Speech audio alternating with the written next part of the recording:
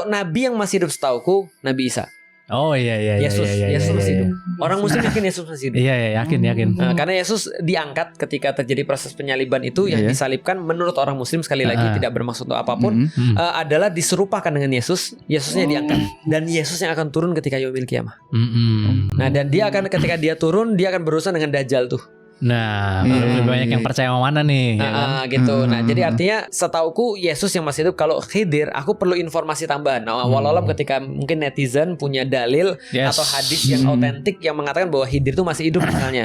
Nah, tapi kalau misalnya ada cerita-cerita ya orang bisa buat banyak cerita lah. Iya, betul. Ya, dan kita reliable kita pada reference itu penting. Jadi harus kita cek reference itu benar atau tidak sebenarnya, atau kekuatan reference itu seperti apa. Nah, jadi gini, Ustadz, banyak banget ini dari Sobat Loteng yang nanya sama kita gitu kan. Tolong dong Bang bahas apa Yajuj Majuj. Ya kan? Siapa itu Yajuj Majuj sebenarnya? Menarik, Yajuj Majuj ini dibahas juga oleh orang Kristen, Gog and Magog.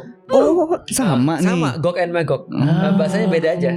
Gog, Magog, Juj, Majuj. Nah, akhirnya kita dijembatanin ya sama Ustaz Felix nih ternyata. Akhirnya sampai ya pada kesimpulan Gog dan Magog lagi ya. Dan menariknya ada banyak sekali isu ataupun cerita yang berkembang dengan Ya'juj dan Ma'juj ini.